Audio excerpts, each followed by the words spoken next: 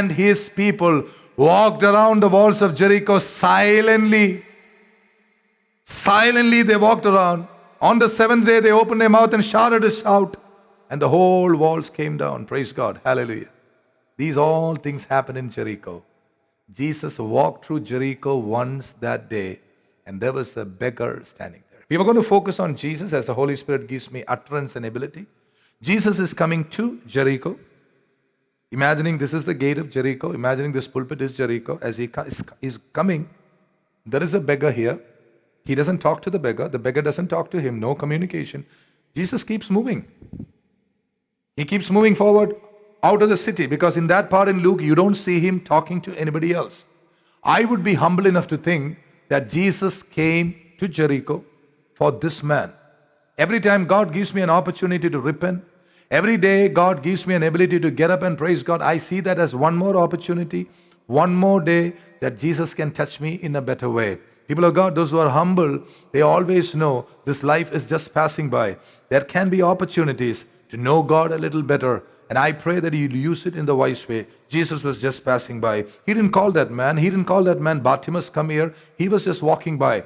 As he was walking by, the people with him, the crowd with him, a big crowd with him, began to shout, Son of David, Son of David, Son of David. They began to shout out. And when these people began to shout out, this man, the beggar, he heard it. Now you must remember, Jesus has already gone into, he's about to go into the city. He's closing, he's coming near the gate. He's not waiting for anybody. He's not waiting, he's moving. Those of you who follow Jesus, remember, Jesus doesn't wait for your convenience.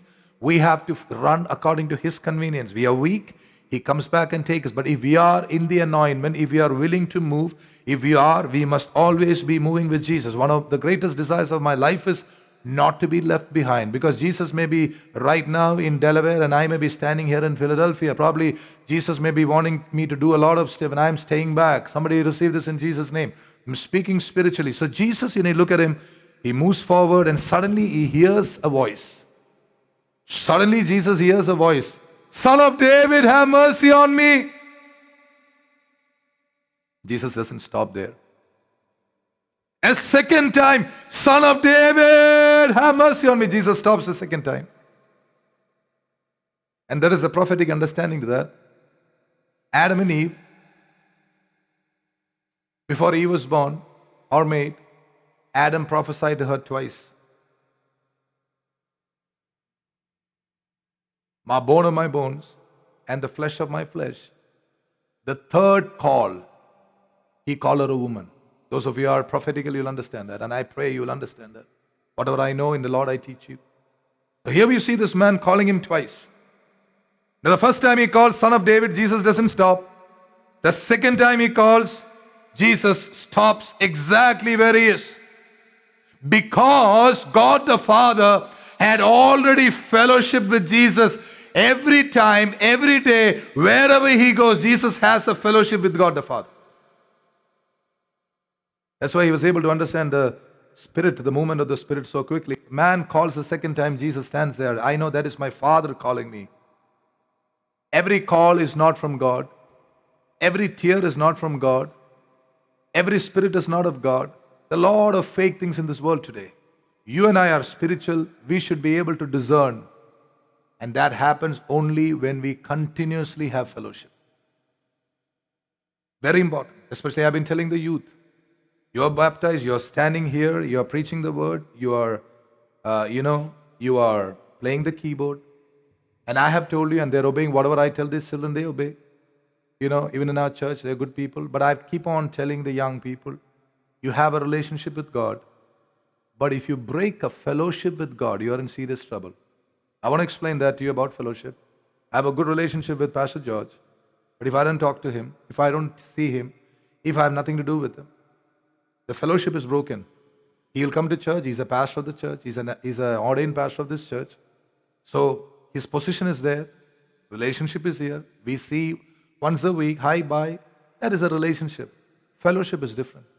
Same thing with family life. Husbands and wife from Kerala, from Pakistan, they don't sit together and eat. No. Because in the culture where I come from, the wife is the servant. She's a glorified servant. She must cook, she must clean, she must do everything. And the high and mighty husband will come and sit there. Why is there not enough salt here? Why isn't there enough chicken here? What are you doing? That's not the culture of heaven. That's a culture of demons. That's some other religion. Where the wife or the husband cooks, a godly family sits together. They think together. They pray together. Fellowship is not just relationship. Fellowship is something better. Fellowship is important. They travel together. Differences of opinion, they settle it with a heart of peace. Eventually, honey, let Jesus reign. Yes, dear, let Jesus reign. I want to win every argument. I'm the one. I'm the husband of the house. And I must win every argument because I'm a male chauvinistic pig. And I can think that I must be winning all the time. And my wife could be right, for all I know. Heavenly culture is not just having a relationship, it's having a fellowship. That is why we teach in this church the sanctity of marriage. And whoever wants to come into this church to worship God and to obey Him, they must go by the principles of this church. Whether it is marriage, whether it is relationship with children, whether it is a relationship with a man of God, we are talking about a fellowship that will become fruitful. We don't want a club in this church. We don't want a membership in this church which talks about voting ability and all these stupid, nonsensical, democratic principles. Doesn't work in the kingdom of God. This is about fellowship. Let me tell you about fellowship. We started this church, rather the Rod started this church. There were about 15 people coming at the beginning. We were meeting in the basement of a church. And one of these guys, I told you that crooked guys who speak in tongues, but they have a different spirit. This fellow secretly comes and asks me, when are you going to have the first committee? I said, what? I said, what kind of committee? What committee? Every church has a committee. I said, every church has a committee. I should feel like having a committee. What are you talking about committee? No, when is the election going to be? There are 15 people in the church. I said, what kind of spirit is this? I said, no, there's not going to be any election. I said, have a fellow. I said, you don't know me. I told that fellow, you don't know me. You accepted me as a pastor. You don't know my life. What kind of thing are you talking? That miserable fellow doesn't even know. His focus is all about committee. That's a spirit. That's a religious spirit. We are here about fellowship. We are not here about relationships. Every relationship is brought by God. But I tell you, it is for you to keep up that fellowship or not. Jay and I have a good relationship. We can decide not to have a fellowship. Jay can decide that fellow is a creep. I don't like him coming to my house. That fellow, that pastor Shiju, I don't like him. Well, Jay, you know what you should do? If you don't like me, you don't like the message, you know what to do. Come and give me a shake hand and say, Pastor, sorry, I don't agree with you. I think you're the worst pastor in town. You're a creep. You know, there are thousands of churches all around. That's being decent. That's being decent.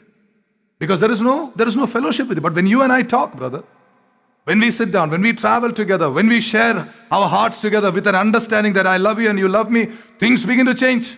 Am I right? How many of you understand what fellowship is?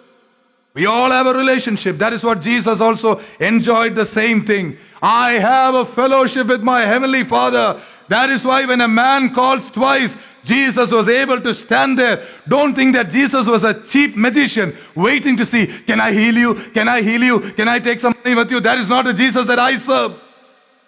The Jesus I serve, so much of dignity about him.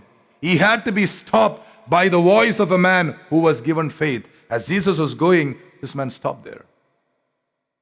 And then what happened?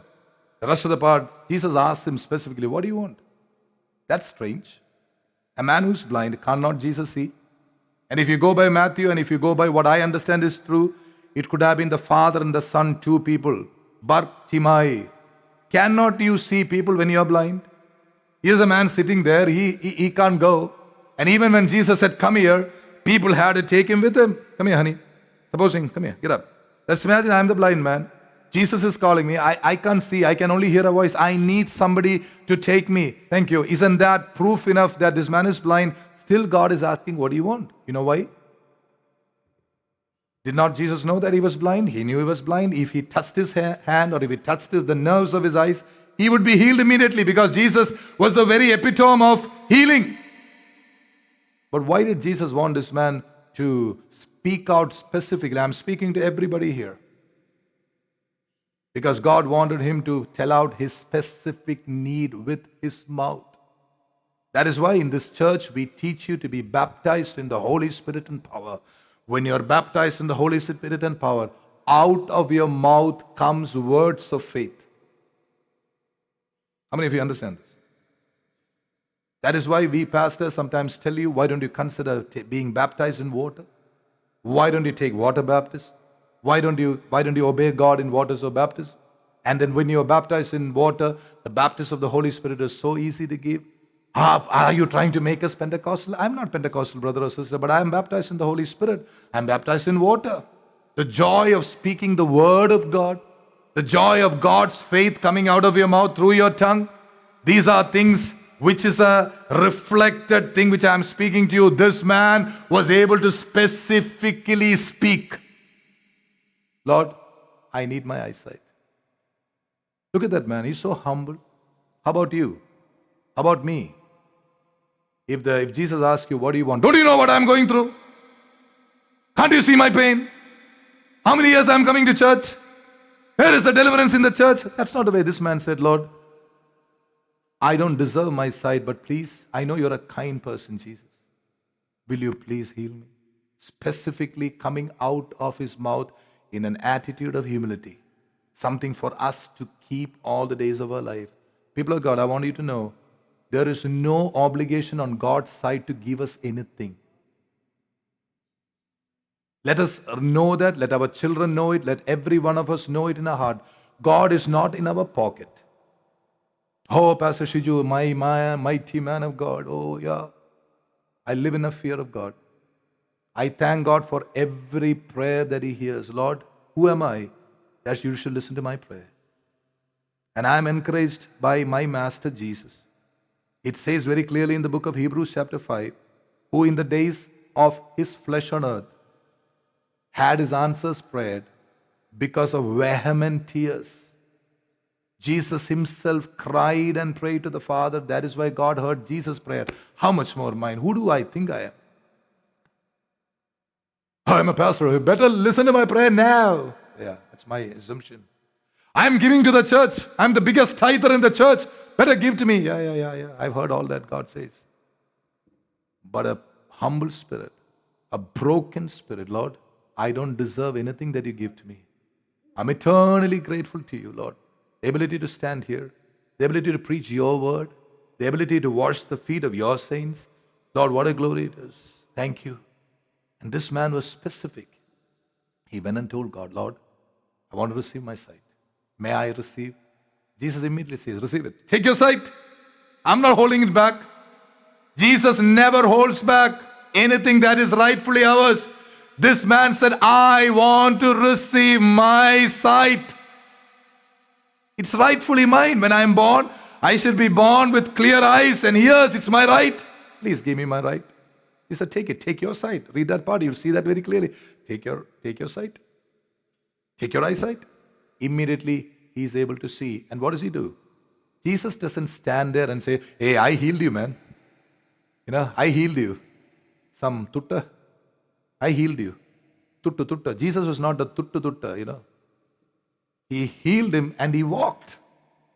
He didn't stay back. He said, I'm moving on. God has healed you. Jesus himself would have said, my heavenly Father has healed you.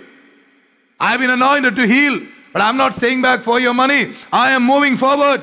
I'm not waiting for your recognition. I am moving forward. What the man did? He began to follow Jesus.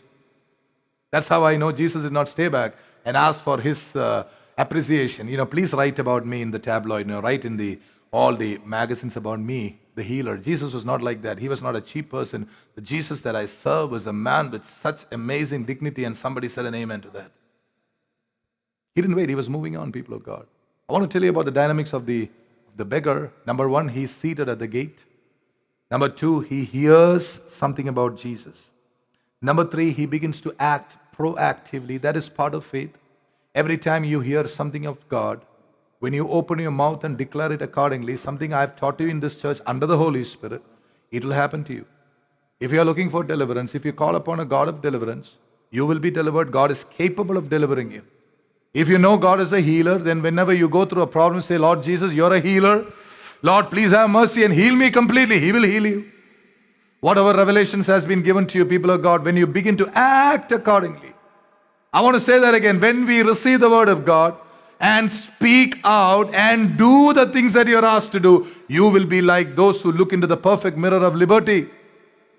The Bible says, those who hear the word of God and cheat themselves, my desire is that none of us will be like that, people of God. The word of God said something. What did he say? Son of David. The son of David, reputed to be a healer. He is passing your way. This man immediately listens to the word of God, immediately listens to the good news, just like Rahab, his predecessor Rahab. She also heard the works of God. She immediately began to work accordingly. Same thing here, people of God. This beggar works proactively. Number 4 about the beggar, he follows Jesus. Now, how did Luke come to know about this beggar? Because he was part of the early church. Luke was not there when the thing was happening. Luke was a person who Paul picked up during his missionary journey to Europe. And when Paul was going by, yes, Luke was a European physician. And Paul picked him up on his way to Europe. So Luke was not there with them when all these things happened. And how did Luke come to know about these things? Luke was part of the early church. He interviewed a lot of them. He spoke to a lot of them. And this beggar also was in the early church. And he told him. And he came to know. And he wrote it down. This was my faith. This is the way I got my sight. I was blind. But now I can see. People of God, we heard 3 things about Jericho, Jesus. We heard about the blind man. I want to tell you, we may be blind spiritually in many areas. I can see that about many of you. I know many of you are well-meaning. I know many of you love the Lord. But I want to encourage you, Romans 10, 3 and 4. I want to conclude for this group of people, I want to conclude by telling you something from Romans 10, 3 and 4. We can love God with the wrong zeal. God doesn't want us to follow Him in the wrong zeal. He wants us to follow it in the right zeal. He sees our hearts. He knows we love Him. He knows we are doing our best to build the kingdom of God. But God says that's not the way it should be. This is what Paul told about his own people. For they, being ignorant of God's righteousness and seeking to establish their own righteousness, have not submitted to the righteousness of God. This is about the Pharisees of the Old Covenant. This is about Pharisees of the New Covenant. Let us not be people like that. Please remember, we are called to submit to the righteousness of God, not to our own righteousness. I can be a pastor according to my desire and whims and fancy. I'm not building my kingdom. I'm building His kingdom. You are called to build His kingdom, propagate His kingdom, stand with His kingdom. And I tell you, as Pastor George said, any genuine church will have battles. And the greatest battle that we have are people who have a form of godliness, but they deny the power of God. They have still not met with Jesus. That is why I'm telling you. If you have not met with Jesus, I'm speaking to a group of people who come to church daily. And I'm telling you, if your walk with Jesus is just religion, you have not understood Jesus. If your walk with Jesus is something in your heart where you follow Him freely, say with me, freely if you will. If I am free, my wife will be free, my children will be free. If I am free, my church will be free. Wherever I preach, I'll be free. I preach freedom in Christ Jesus. Immediately, the champions of the law will ask me, does it mean you can do anything? That's a stupid question to ask. But if you're free in Christ, you don't want to sin, brother. When you know that you have been set free by the blood of the Lamb, you think you want to go and sin? That's a stupid question people ask. Hey, you can do anything you want. Do you want to sin? Do you want to sin? I don't want to sin. What kind of a stupid question is that? Jesus has set you free. You feel freedom. You can do anything you want. What kind of an idiotic question? My brother, I'm telling you about myself, sister. I'm a bond servant of my Jesus.